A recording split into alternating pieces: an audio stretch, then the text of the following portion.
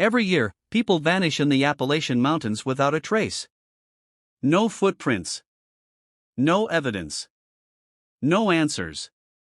Families are left with nothing but questions, and investigators admit the patterns are too strange to ignore. This is what's known as the Missing 411 mystery. And the Appalachian Mountains are at the heart of it. Tonight, we're going deep inside the cases, the folklore, and the terrifying theories that might explain why so many never come back. Stay with me, because what you're about to hear is more disturbing than any ghost story. The Appalachian Mountains stretch for nearly 2,000 miles, covering some of the most rugged, untouched wilderness in North America. But behind their beauty lies a chilling truth: people disappear here, and they're never found. Not once. Not ever. Investigators call it Missing 411, a pattern of vanishing so strange, so unexplainable, that some believe the mountains themselves are hiding something. Were these victims taken by nature? Or by something darker, something that doesn't want to be seen? Tonight, we're going to look inside the Appalachian Missing 411 mystery, and what you'll hear may keep you from ever stepping into these woods again. Every year, hikers, campers, and even children disappear in these mountains, often in ways so strange that even seasoned investigators are left speechless. Their families never find closure. Their bodies are never recovered. And in the eerie silence of the Appalachian wilderness, the forest swallows the truth whole. This is what's known as the Missing 411 mystery. A chilling collection of cases investigated and catalogued by former police detective David Paulides, patterns of disappearances that don't make sense. Cases that defy logic. Cases that make you question whether something else is lurking in these woods. Tonight, we're stepping into that darkness. And once you hear the stories, you may never look at the Appalachian Mountains the same way again. The first case, Dennis Martin. It was Father's Day weekend, June 14, 1969. The Great Smoky Mountains National Park green, alive, buzzing with summer. The Martin family had set out on what was supposed to be a cheerful camping trip. William and his wife brought their two sons, Doug and Dennis, to Spencefield, a popular meadow not far from the Appalachian Trail. Dennis was only 6 years old, small, bright-eyed, dressed in a red shirt that made him easy to spot against the deep green of the forest. That morning, the boys were playing hide-and-seek with a group of other children. William, Dennis's father, stood nearby, smiling as he watched his sons laughing and running across the field. Then, in an instant that would haunt him for the rest of his life, Dennis vanished. The other children said he ran into the woods to hide. They expected him to jump out, to laugh and reveal himself. But minutes passed. Then more minutes. No Dennis. William called his son's name, his voice echoing across the trees. No answer. He sprinted into the woods, desperate, convinced his boy had wandered just a little too far. He searched for hours, panic rising with each step, but there was nothing. No footprints. No broken branches. No trail leading away. By nightfall, the search had grown massive. Rangers, volunteers, Green Berets, and even FBI agents scoured the mountains with dogs and helicopters. Over 1,000 people searched for days. Yet, not a single trace of Dennis was ever found. No clothing. No shoes. No body. Nothing. As if the mountains had swallowed him whole. What makes this case even more disturbing is the detail often overlooked in the official reports. A man named Harold Key, who was miles away from Spencefield, claimed he heard a child scream in the woods that same afternoon. When he looked toward the sound, he thought he saw a figure, something large and rough, carrying what looked like a small boy over its shoulder. Authorities dismissed the connection. They said it was too far from where Dennis vanished. But to this day, people wonder, did Harold witness the abduction? Or was it something else entirely, something that doesn't want to be seen? The Dennis Martin case remains one of the most infamous disappearances in the Appalachian Mountains. And it was just the beginning. The vanishing of Paula Jean Weldon. December 1, 1946.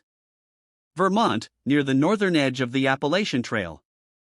Paula Jean Weldon was a bright, 19-year-old college student at Bennington College. She was restless that Sunday afternoon, wanting some fresh air and a hike before exams. She slipped on her red coat, a striking choice, one that would make her stand out against the snow-dusted forest, and headed for the long trail, a rugged section of the Appalachian wilderness. She never came back. Witnesses saw her walking along the trail that evening. Some even remembered passing her, watching her red coat vanish into the trees. But when night fell and Paula failed to return to her dorm, panic set in.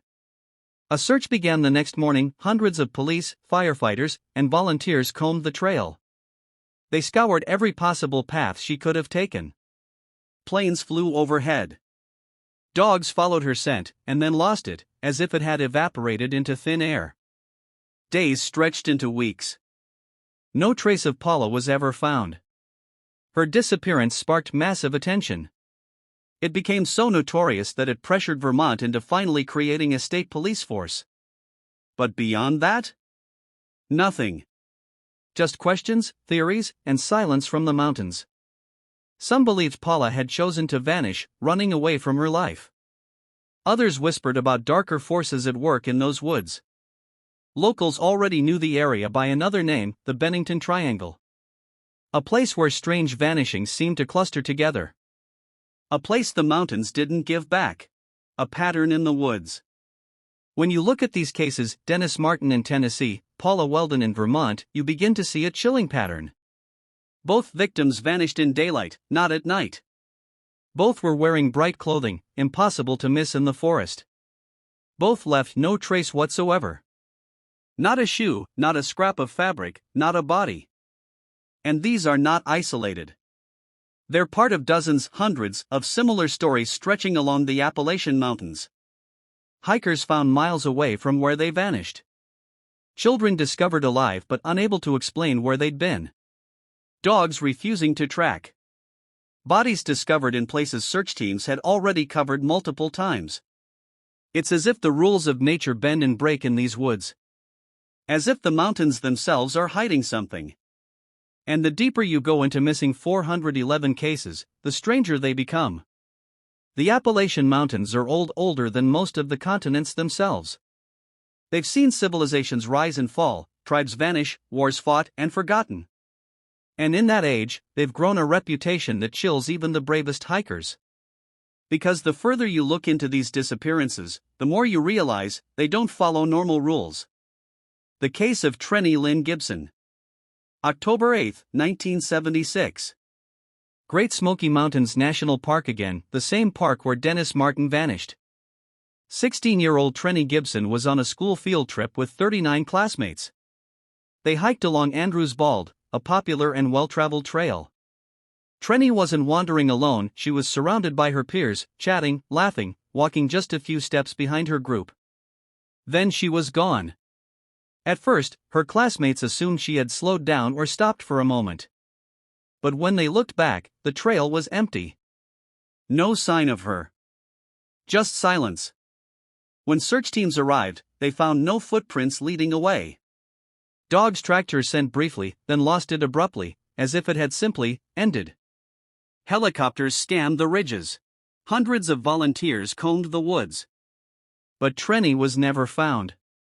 What makes her case so haunting is how quickly it happened. She was literally surrounded by people, and in the span of seconds, she slipped out of sight, as if the forest itself had reached out and taken her. To this day, the trail where she vanished feels different.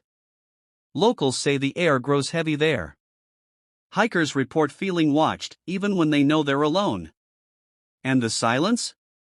It presses in, thick and unnatural. The Strange Story of Michael Heron. August 23, 2008. A warm summer day in Blount County, Tennessee, not far from the Smoky Mountains. 51-year-old Michael Heron left his home around 9 a.m., heading out for a ride on his ATV. He was an experienced outdoorsman, comfortable in the rugged terrain. Neighbors saw him heading toward the mountains. That was the last time anyone saw him. Searchers found his ATV abandoned deep in the woods. The key was still in the ignition. His helmet was left behind. But Michael himself was gone, vanished into the trees. Over the next days, helicopters, search dogs, and dozens of volunteers scoured the area. But just like with Dennis, Trenny, and Paula, no trace of Michael was ever recovered. Not his body. Not his belongings. Nothing. Theories swirled. Some believed foul play was involved. Others suspected an accident. But then came the strangest detail of all. Some neighbors reported hearing strange, panicked cries echoing from the woods that day. Not words. Just shouts. And then, silence. It's as if Michael had been calling out for help, and then was suddenly cut off, swallowed up in the heart of the forest, patterns that shouldn't exist. When you line up the Appalachian missing 411 cases, chilling similarities begin to emerge. Sudden disappearances, people vanish in an instant, often within sight of others. Boulder fields and water, many vanish near rocky outcrops, rivers, or swamps. No tracks, no clues, search dogs lose the scent instantly, as if the person never walked there.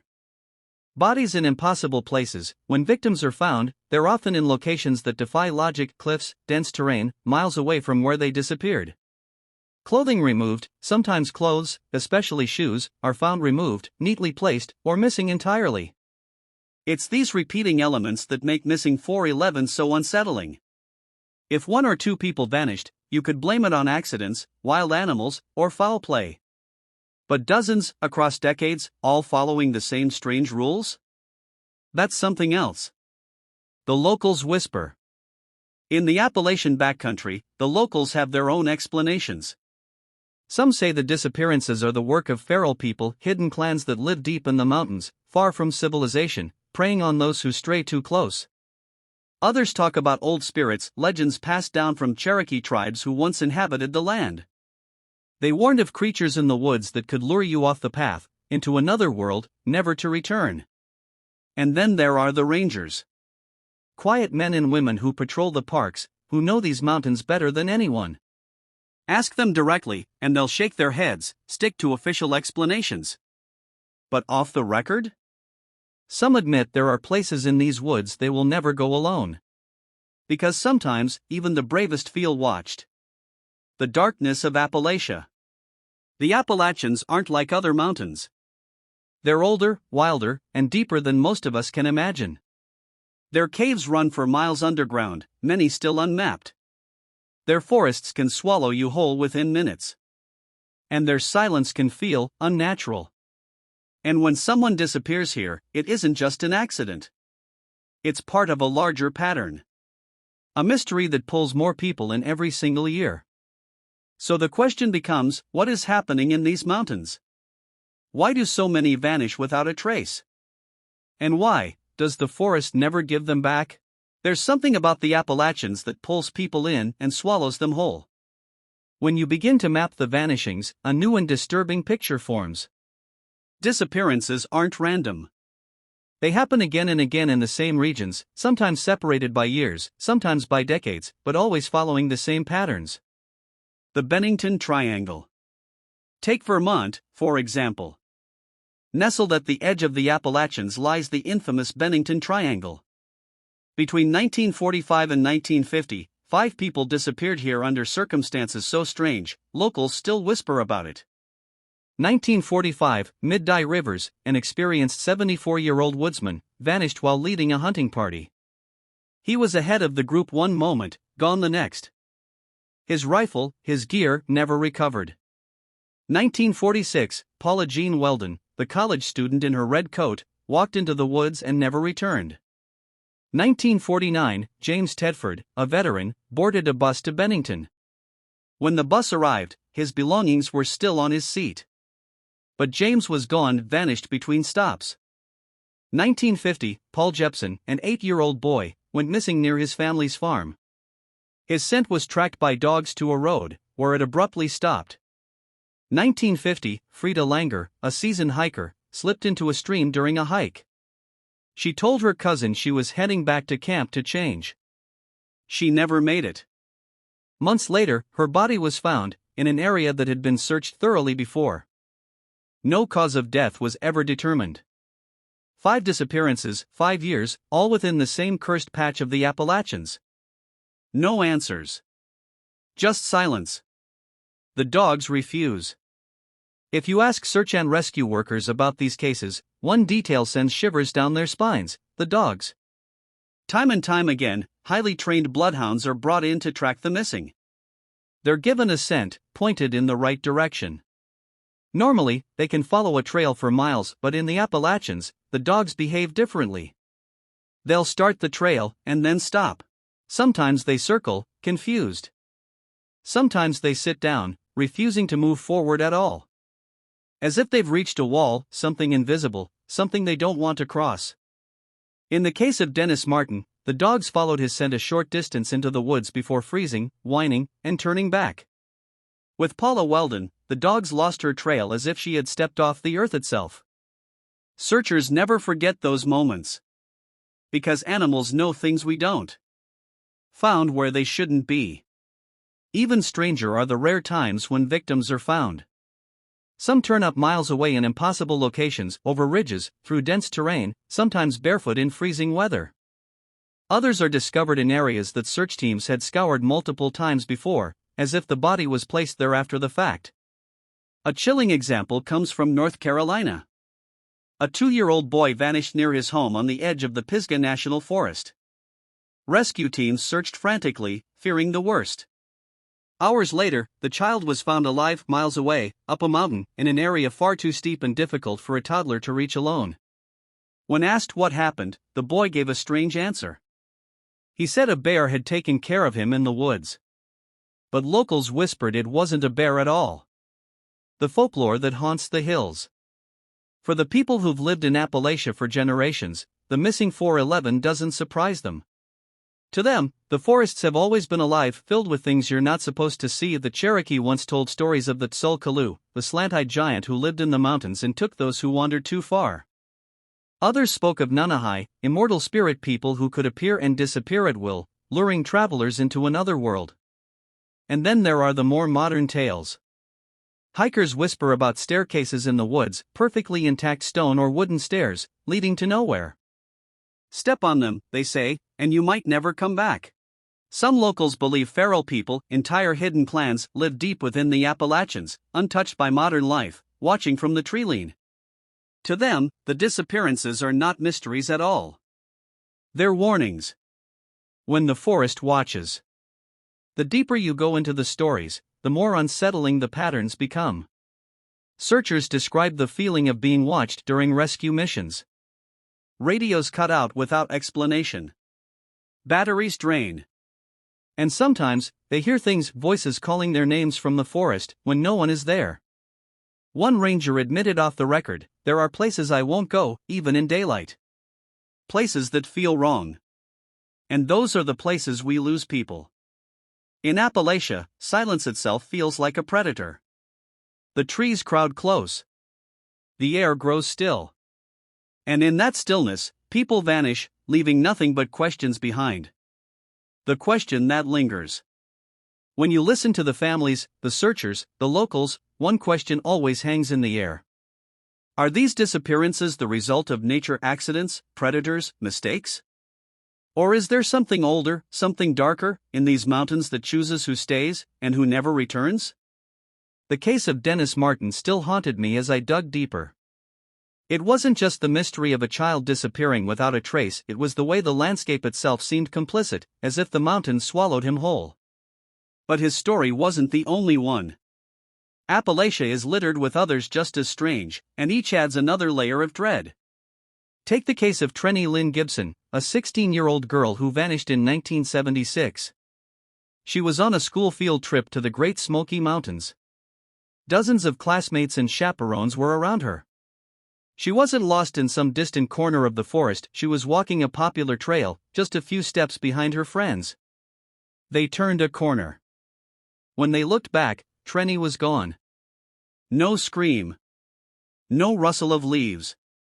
Just, gone. Search dogs picked up her scent briefly. But then it ended as abruptly as it began, as though she had been lifted out of the woods entirely. Witnesses later recalled seeing a man in the area who seemed out of place, but no one could prove a connection. Her case, like Dennis's, remains unsolved. And once again, the Smoky Mountains, those rolling ridges of Appalachia, had swallowed someone whole. These vanishings don't just haunt families, they haunt investigators too. Park rangers and rescue teams, the men and women who know these mountains better than anyone, have admitted off the record that there are patterns they can't explain. One ranger, who insisted on remaining anonymous, confessed that certain disappearances chilled him to the bone. "It's like the earth opens up and takes them," he said. But what makes the missing 411 cases in Appalachia so terrifying is not just the vanishings, it's the strange details surrounding them. People disappear in clusters, often near boulder fields, dense forests, or remote valleys. Many vanish near berry bushes, a detail so bizarre that even seasoned researchers can't ignore it. Sometimes, bodies are found in places already searched dozens of times. Other times, they are discovered miles away, in terrain so rough that it would have been impossible for the victim to reach alone. It's as though someone, or something, decides who is taken, and where they're placed. As I pieced these stories together, the woods around me seemed to shift. I thought of hikers who spoke of sudden silences, of birds that stopped singing just before someone vanished, of a feeling like unseen ice pressing against their skin. Appalachia isn't just a stretch of mountains, it's alive. And maybe it hungers. The deeper I looked, the more one question clouded me: were these people really lost? Or were they chosen?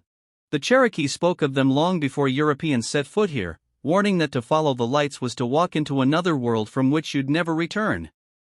Some researchers today wonder if these so-called spook lights might explain why people step off trails, only to never be seen again.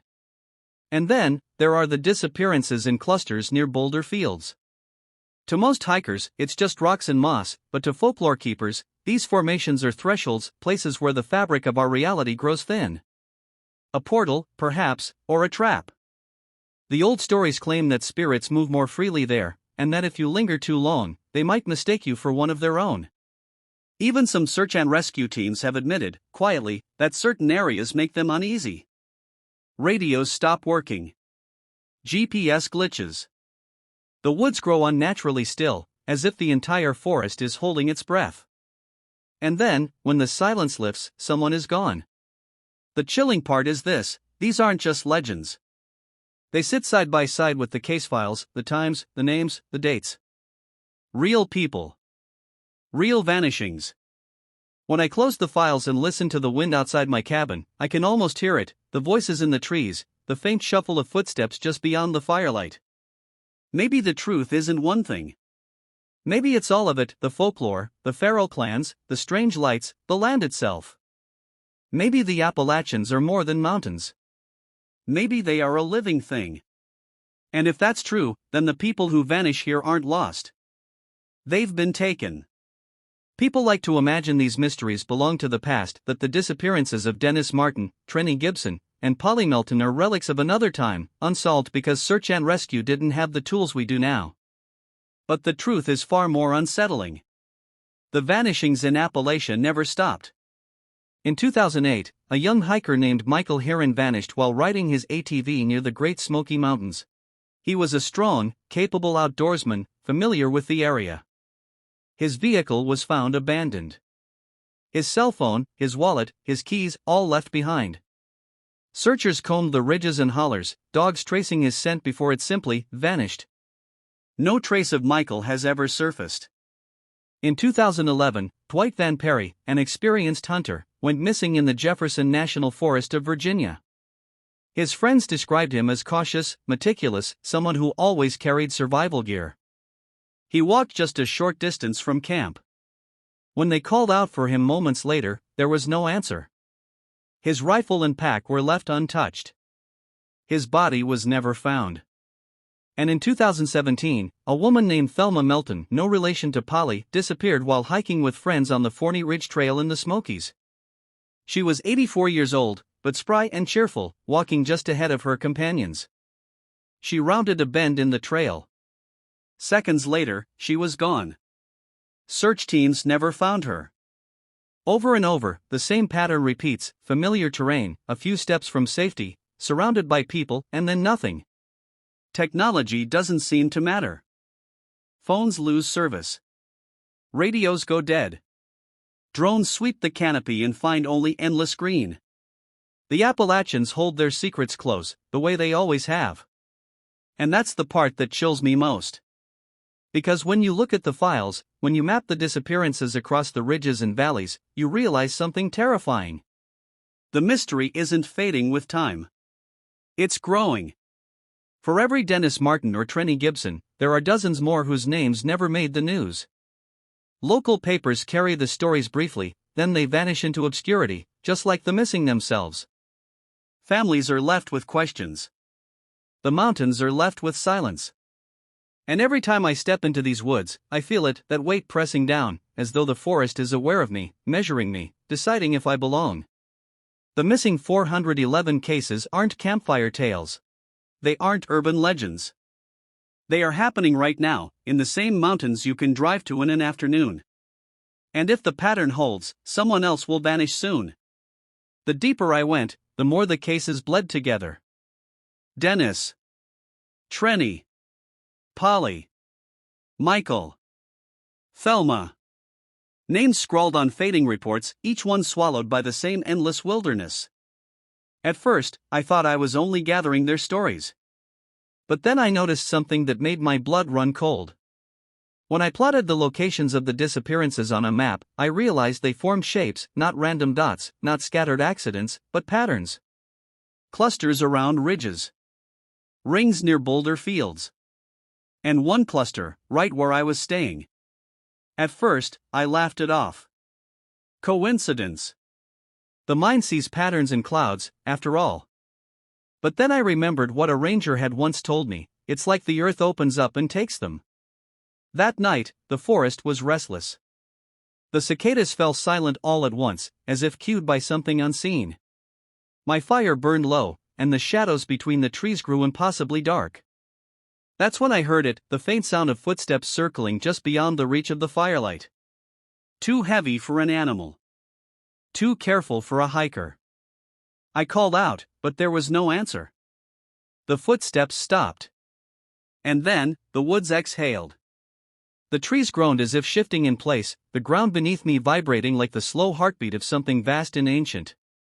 I looked back at my map spread across the table. My finger landed on the cluster of vanishings near my cabin. And I saw the space left blank in the middle of the circle. An empty spot, waiting to be filled. The missing 411 cases weren't random. They were selective. The mountains weren't indifferent. They were choosing. I don't remember when the fire went out.